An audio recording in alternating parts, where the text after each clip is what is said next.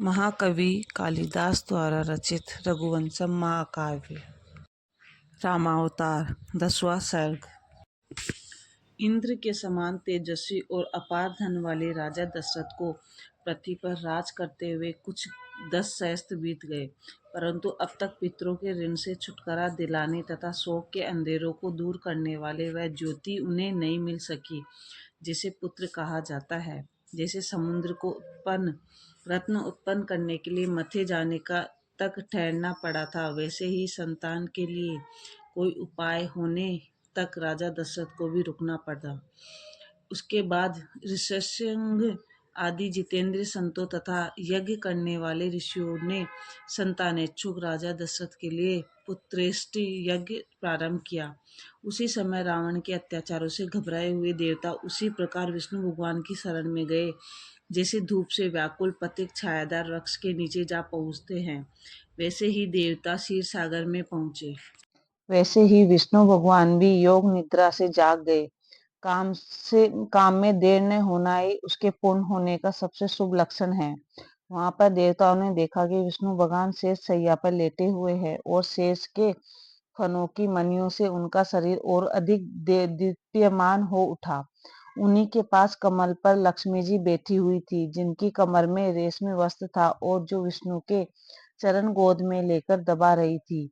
खिले हुए कमलों और शरद ऋतु के प्रारंभिक दिन बड़े सुंदर लगते थे। वैसे ही खिले हुए कमल जैसी आंखों वाले, प्रातः काल की धूप जैसे सुनहले वस्त्र पहने हुए और ध्यानमग्न योगियों को सरलता से दर्शन देने वाले विष्णु बड़े सुंदर दिख रहे थे। उनके विशाल वक्ष पर वह कौस्तुभमणि चमक रही थी, जिसमें लक्ष्मी जी श्रृंगार अथवा हाव भाव करते समय अपना मुख देखा करती है और जिसकी चमक से भृगु के चरण प्रहार से बना हुआ श्रीवत्स चिन्ह भी चमक रहा था। विविध आभूषणों से सजी हुई उनकी बड़ी बड़ी भुजाएं वृक्ष की शाखाओं जैसी थी। उन भुजाओं से वे ऐसे लग रहे थे जैसे समुद्र के में एक दूसरा कल्पवृक्ष उगाया हो। दैत्यों को मारकर उनकी स्त्रियों के गालों से मद की लाली मिटाने वाले चक्र, गदा आदि वस्त्र सजीव रूप में खड़े होकर उनके जय जयकार कर रहे थे। शेषनाग से स्वाभाविक विरोध छोड़कर इंद्र के वज्र की चोट का चिन्ह धारण किए हुए गरुड़ जी बड़ी विनम्रता से हाथ जोड़कर उनके समक्ष खड़े थे। योग निद्रा से उठकर अपने स्वच्छ और पवित्र दृष्टि से उन भृगु आदि ऋषियों को अनुग्रहित कर रहे थे, जो उनसे पूछ रहे थे, भगवान आप सानंद सो चुके। तब देवताओं ने दैत्य को नष्ट करने वाले विष्णु भगवान को प्रणाम किया और उन प्रशंसनीय विष्णु की स्तुति करने लगे, जिन तक न वाणी की पहुंच होती है और न ही मन ही वहां पहुंच सकता है। वे बोले, हे प्रभु, पहले विश्व को बनाने वाले, फिर उसका पालन करने वाले और अंत में उसका संहार करने वाले, ये 3 रूप आप धारण किए हुए हैं। आपको हमारा प्रणाम है। एक ही स्वाद वाला वर्षा का जल अलग अलग देशों में बरसकर जैसे अलग अलग स्वाद वाला हो जाता है, वैसे ही आप सब प्रकार के विकारों से दूर रहते हुए भी सत्व, रज और तम, इन तीनों गुणों के सहारे अनेक रूप धारण कर लेते हैं। हे भगवान, आप कितने बड़े हैं, यह कोई नहीं नाप सकता, किंतु आपने सब लोग नाप डाले हैं। आपको कोई नहीं जीत सकता, परंतु आपने सबको जीत लिया है। आप किसी को नहीं दिखते, परंतु आपने ही इस दृश्यमान संसार को उत्पन्न किया है। हे भगवान, विद्वानों का कहना है कि आप सबके हृदय में रहते हुए भी सबसे दूर है। आपकी कोई इच्छा नहीं है, फिर भी नर नारायण के रूप में बद्रिकाश्रम में तपस्या करते हैं। आप दयालु हैं, आपको शोक नहीं होता। आपको लोग पुराण पुरुष कहते हैं, परंतु आप कभी भी बूढ़े नहीं होते। आप सबको जानते हैं, परंतु आपको कोई नहीं जानता। आपने संपूर्ण सृष्टि उत्पन्न की है, परंतु आपको किसी ने नहीं उत्पन्न किया है। आप सबके स्वामी है, परंतु आपका कोई भी स्वामी नहीं है। और एक रूप होते हुए भी आप सारे संसार के सब रूप धारण किए हुए हैं। विद्वानों का कथन है कि सामवेद के 7 प्रकार के गीतों में आपके ही गुण पाए गए हैं। आप ही सातों समुद्रों के जल में निवास करते हैं। सातों प्रकार की अग्नियां आपके ही मुख है और सातों लोकों के आधार एकमात्र आप ही हैं। आपके ही चारों मुखों से धर्म, अर्थ, काम और मोक्ष देने वाला ज्ञान उत्पन्न हुआ है। चारों युगों में बटा हुआ समय भी आपने ही उत्पन्न किया है और चार वर्णों वाला यह संसार भी आपका ही बनाया हुआ है। प्राणायाम आदि के द्वारा मन को वश में करके मुक्ति पाने के लिए योगी लोग अपने हृदय में बैठे हुए ज्योति स्वरूप आपकी ही सदा खोज करते हैं। हे भगवान, आप अजन्मा कहलाते हुए भी जन्म लेते हैं और अकर्मा होकर भी शत्रुओं का संहार करते हैं। योग निद्रा में सोते हुए भी आप जागते रहते हैं। तब आपका यथार्थ स्वरूप भला कौन जान सकता है। कृष्ण आदि के रूपों में आप शब्द, स्पर्श, रूप, रस, गंध आदि का भोग करते हैं। नर नारायण रूप से कठोर तप करते हैं। राम आदि रूप धारण करके प्रजा का पालन करते हैं और शांत रूप धारण करके आप उन सब से उदासीन भी बन जाते हैं। जैसे गंगा जी की सभी धाराएं समुद्र में जा गिरती है, उसी प्रकार सिद्धि परमानंद पाने के जितने मार्ग बतलाए गए हैं, अलग अलग शास्त्रों में अलग अलग रूप से बतलाए जाने का पर भी वे सब मार्ग आपके ही पास जाते हैं। जो लोग सदा आपका ही ध्यान धरते हैं, जिन्होंने अपने सब कर्म आपको ही अर्पित कर दिए हैं और जो रोग से दूर है, आप उनको आप ही जन्म मरण के बंधन से छुड़ाते हैं। यद्यपि पृथ्वी आदि को देखने से आपकी महिमा प्रकट होती है, परंतु उतने से ही आपका वर्णन नहीं किया जा सकता। तब वेदों के वर्णन तथा अनुमान से आपका ज्ञान कैसे हो सकेगा। आपके स्मरण मात्र से लोग पवित्र हो जाते हैं। फिर यदि उन्हें आपका दर्शन मिल जाए तो वे आपके चरण छूकर तथा आपकी वाणी सुनकर जो उन्हें पुण्य मिलता है, उसका वर्णन कौन कर सकता है। जैसे समुद्र के रत्न और सूर्य की किरणें नहीं गिनी जा सकती, वैसे ही स्तुति करके आपके पूरे चरित्र का वर्णन नहीं किया जा सकता। संसार में प्राप्त करने योग्य ऐसी कोई भी वस्तु नहीं है जो आपके हाथ में न हो। फिर भी आप जो जन्म लेते हैं और कर्म करते हैं, उसका उद्देश्य यही है कि आप संसार पर कृपा करना चाहते हैं। आपके महत्व की प्रशंसा करके जो हम चुप हो रहे हैं, सो इसलिए नहीं कि हमने आपके सब गुण बखान डाले, बल्कि इसलिए कि हम अब थक गए और आगे बोलने की शक्ति हम में नहीं रह गई है। जो भगवान किसी की इंद्रियों से नहीं प्राप्त होते, उनकी स्तुति करके देवता ने प्रसन्न कर लिया। वह स्तुति भी उनकी झूठी प्रशंसा नहीं थी, अपितु सब बातें यथार्थ थी। तब विष्णु भगवान ने प्रसन्न होकर उनसे कुशल मंगल पूछा, जिसके उत्तर में देवताओं ने कहा कि आजकल ऐसे ऐसे राक्षस जैसे समुद्र उत्पन्न हो गए हैं, जिन्होंने बिना प्रलय काल के ही सारे संसार की मर्यादा भंग करके चारों ओर हाहाकार मचा रखा है। यह सुना तो समुद्र से भी बढ़कर गंभीर ध्वनि में भगवान बोले। तब क्षीर सागर के तट पर विद्यमान पहाड़ों की गुफाओं में पहुंचकर उनके शब्द गूंज उठे। भगवान विष्णु तो सबसे पुराने कवि हैं, इसलिए जब उनके कंठ, तालु, दांत और होठ आदि उच्चारण के स्थानों से भली भांति वाणी निकली, तब जैसे सरस्वती जी अपने जन्म लेने का फल पा गई। उनके दांतों की द्युति से जगमगाती हुई उनकी वाणी जब मुख से निकली, तब वह ऐसी सुंदर लगी कि जैसे उनके चरणों से निकलकर गंगा जी ऊपर आकाश की ओर चली जा रही है। श्री विष्णु भगवान ने कहा, हे देवताओं, जैसे संसार के जीवों के सतोगुण और रजोगुण में को उनका तमोगुण दबा देता है, वैसे ही आपके तेज और बल को रावण ने दबा दिया है। जैसे अनजान में किए हुए पाप से सज्जन का मन घबरा जाता है, वैसे ही रावण के अत्याचारों से तीनों लोग घबरा उठे हैं। अतएव रावण को मिटा डालने का काम जैसे इंद्र का है वैसे ही मेरा भी है। इंद्र ने जो मेरी प्रार्थना की है उसकी मैं कोई आवश्यकता नहीं समझता, क्योंकि आग की सहायता के लिए वायु से कहना नहीं पड़ता, वह तो स्वयं आग को भड़का देता है। शिव जी को प्रसन्न करने के लिए रावण ने पूर्व काल में अपने 9 सिर काट कर चढ़ा दिए थे। अब ऐसा लगता है कि उस राक्षस ने अपना 10वां सिर मेरे चक्र से कटने के लिए ही बाकी छोड़ रखा है।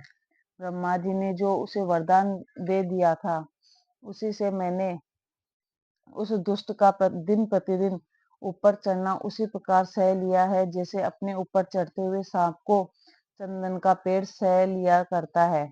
ब्रह्मा जी जब अपने उसकी तपस्या से प्रसन्न हुए, यही तब उसने यही वरदान मांगा कि मैं देवताओं के हाथ से न मारा जा सकूं, क्योंकि मनुष्य को वह कुछ समझता ही नहीं है। इसलिए मैं राजा दशरथ के यहाँ पुत्र रूप में जन्म लेकर अपने तीखे बाणों से उसके सिरों के को कमल के सदृश उतारकर रणभूमि में भेंट चढ़ाऊंगा।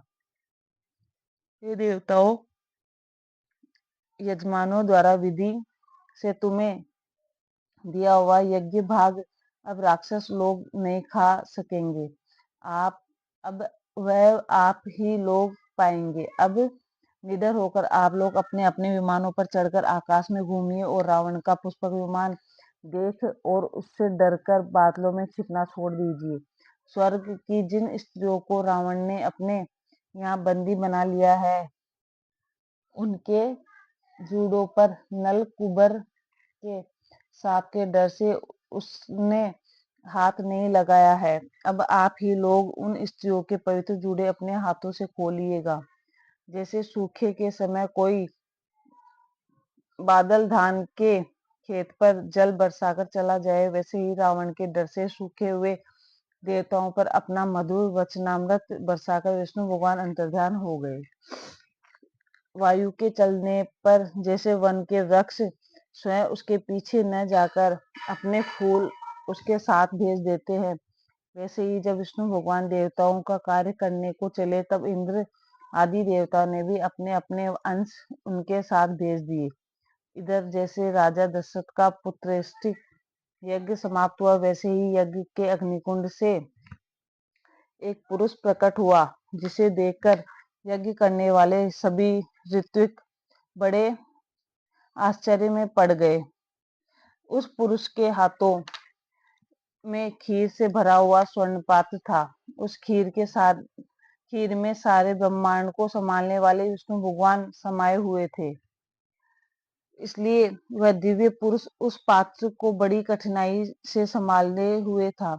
इंद्र ने जैसे समुद्र में से निकले अमृत कलश को ले लिया था, वैसे ही राजा दशरथ ने भी उस दिव्य पुरुष के हाथ से वह खीर ले ली। उस पुरुष ने राजा के असाधारण गुणों की ऐसी प्रशंसा की कि त्रिलोकी के जनक विष्णु को भी उनके यहाँ जन्म लेने की इच्छा हो गई। सूर्य नारायण जैसे अपनी नई धूप पृथ्वी और आकाश दोनों में बांट देते हैं, वैसे ही खीर के रूप में पाए हुए विष्णु के तेज को राजा दशरथ ने कौशल्या और केकई में बराबर बांट दिया। कौशल्या उनकी बड़ी रानी और केकई उनकी प्यारी थी। अतः वे चाहते थे कि दोनों रानियां स्वयं अपने अपने भाग में से कुछ अंश देकर सुमित्रा का सम्मान करें। तदनुसार सर्वज्ञ राजा दशरथ की इच्छा जानकर उन दोनों रानियों ने अपनी अपनी खीर का कुछ भाग सुमित्रा को दे दिया। हाथी के दोनों कपोलों से बहने वाले मद की दोनों धाराओं से जैसे भ्रमरी प्रेम करती है, वैसे ही सुमित्रा भी दोनों सोतों से बराबर प्रेम करती थी। जैसे जल बरसने वाली अमृता नाम की सूर्य की किरणें संसार के कल्याणार्थ जल धारण किए रहती है, वैसे ही उन तीनों रानियों ने लोक कल्याणार्थ विष्णु के अंश स्वरूप गर्भ को धारण कर लिया। एक साथ गर्भ धारण करने वाली ये रानियां गर्भ से पीली पड़कर दाना भरे अनाज की बालों जैसी पीली लगती थी। ये वह स्वप्न देखती थी कि कमल, तलवार, गदा, शंख, धनुष और चक्र लिए हुए कोई बौना सा पुरुष उनकी रक्षा कर रहा है। अपने स्वर्ण पंखों से प्रकाश फैलाता और वेग के कारण बादलों को भी साथ खींचकर ले जाता हुआ गरुड़ हमें आकाश में उड़ाए लिए जा रहा है। अपने वक्ष स्थल पर लटकने वाला कौस्तुभ मणि पहने हुए लक्ष्मी हाथ में कमल का पंखा लेकर हमारी सेवा कर रही है। उनके अतिरिक्त आकाश गंगा में स्नान करके सप्तऋषि भी वेद पाठ करते हुए हमारी ही उपासना करते हैं। रानियों ने जब राजा को अपने ये स्वप्न सुनाए तब वे बहुत प्रसन्न हुए और उन्होंने समझ लिया कि अब संसार में मुझसे बढ़कर भाग्यवान कोई नहीं है, क्योंकि मैं विष्णु भगवान का भी पिता बनूंगा। यद्यपि विष्णु भगवान का एक ही रूप है, परंतु जैसे निर्मल जल में समुद्र के बहुत से प्रतिबिंब दिखते हैं, वैसे ही वे भगवान की भी तीनों रानियों के गर्भों में अलग अलग रह रहे थे। जैसे पर्वत की अनेक जड़ी बूटियों में रात को अंधेरा दूर करने वाला प्रकाश आ जाता है, वैसे ही राजा की पटरानी कौशल्या ने तमोगुण को दूर करने वाला एक तेजस्वी पुत्र उत्पन्न हुआ। उस बालक के सुंदर शरीर को देखकर वशिष्ठ जी ने उसका संसार में प्रथम मंगलकारी राम नाम रख दिया। रघुवंश को उजागर करने वाले उस बालक का इतना प्रखर तेज था कि उसके समक्ष सौरी घर के दीपों की ज्योति मंद पड़ गई। प्रसव से दुबली माता कौशल्या नन्हे से राम को लिए पलंग पर लेटी हुई ऐसी सुंदर दिखती थी कि जैसे शरद ऋतु में पतली धारा वाली गंगा जी के तट पर पूजा रूप में चढ़ाया हुआ नीलकमल रखा हो। उधर कैकेयी ने भरत को जन्म दिया। उन्हें पाकर वह ऐसी सुंदर लग रही थी जैसे लक्ष्मी के साथ विनय शोभित होता है। जैसे अभ्यास से प्राप्त विद्या द्वारा ज्ञान और विनय दोनों मिल जाते हैं, वैसे ही सुमित्रा के लक्ष्मण और शत्रुघ्न नाम के दो जुड़वा पुत्र उत्पन्न हुए। उस समय सारे संसार में दोष भाग गए और चारों ओर गुण ही गुण फैल गए। जैसे विष्णु भगवान के साथ साथ स्वर्ग भी पृथ्वी पर उतर आया हो। दसों दिशाओं में बिना धूल की जो स्वच्छ हवा चलने लगी, वह ऐसी लगती थी कि जैसे रावण से भयभीत कुबेर आदि दिक्पालों ने पृथ्वी पर चारों रूपों में अवतरित भगवान को पाकर संतोष की सांस ली हो। रावण द्वारा सताए हुए अग्नि का धुआं निकल गया और सूर्य भी निर्मल हो गए, जैसे उन दिनों उनका शोक दूर हो गया हो। उसी समय सहसा रावण के मुकुट से निकलकर कुछ मणि पृथ्वी पर गिर पड़े, जैसे राक्षसों की राजलक्ष्मी के आंसू चू पड़े हों। पुत्रवान दशरथ के घर पुत्र जन्म के समय नगाड़े आदि बाजे बाद में बजे। उनके पहले देवताओं ने स्वर्ग में बधाई की दुदुम्बी बजाई दी। उनके राजमहल पर आकाश से कल्प वृक्षों के फूलों की जो वर्षा हुई, उसी से उन चारों पुत्रों के मांगलिक संस्कारों का श्री गणेश हुआ। जात कर्म आदि संस्कार हो जाने पर धाय का दूध पी पीकर जैसे जैसे वे राजकुमार बढ़ने लगे, वैसे वैसे ही राजा का आनंद भी बढ़ने लगा। जैसे वह आनंद भी उन चारों भाइयों का बड़ा भाई हो। जैसे घी आदि की आहुति पड़ने से हवन की अग्नि का तेज बढ़ जाता है, वैसे ही शिक्षा पाने से उन चारों राजकुमारों की स्वाभाविक विनम्रता और भी अधिक बढ़ गई। जैसे छह ऋतुएं नंदन वन को दीप्तिमान कर रही है, वैसे ही पारस्परिक प्रेम से उन चारों राजकुमारों ने पवित्र रघुकुल को जगमगा दिया। यद्यपि चारों भाइयों में परस्पर बहुत प्रेम था, फिर भी विशेष प्रेम के कारण जैसे राम और लक्ष्मण की एक जोड़ी बन गई, वैसे ही भरत और शत्रुघ्न की भी जोड़ी बन गई। जैसे वायु और अग्नि का तथा चंद्रमा और समुद्र का जोड़ा कभी नहीं बिछुड़ता, वैसे ही राम और लक्ष्मण का तथा भरत और शत्रुघ्न का साथ कभी नहीं छूटता था। प्रजाजनों के स्वामी उन राजकुमारों ने अपने तेज और नम्र व्यवहार से अपनी प्रजा का मन उसी प्रकार हर लिया जैसे गर्मी के अंत में काले बादल लोगों का मन हर लेते हैं। राजा की ओर वे चारों संतानें ऐसी सुंदर लग रही थी कि जैसे धर्म, अर्थ, काम, मोक्ष ये चारों पदार्थ अवतरित हो गए हों। उन चारों पितृभक्त राजकुमारों ने राजा दशरथ को अपने गुणों से उसी प्रकार मोह लिया जैसे चारों समुद्र ने विविध विविध रत्न देकर चारों दिशाओं के स्वामी राजा दशरथ को मोह लिया था। असुरों की तलवारों की धार कुंठित करने वाले अपने चार दांतों से जैसे ऐरावत शोभित होता है, वैसे साम, दाम, दंड, भेद इन चारों उपायों से राजनीतिक शोभित होती है और रथ के धुएं के समान अपनी लंबी लंबी चार भुजाओं से जैसे विष्णु भगवान शोभित होते हैं, वैसे ही दशरथ भी अपने चारों सुयोग्य पुत्रों से सुशोभित हुए। इस प्रकार रघुवंशम महाकाव्य में रामावतार नामक 10वां सर्ग समाप्त।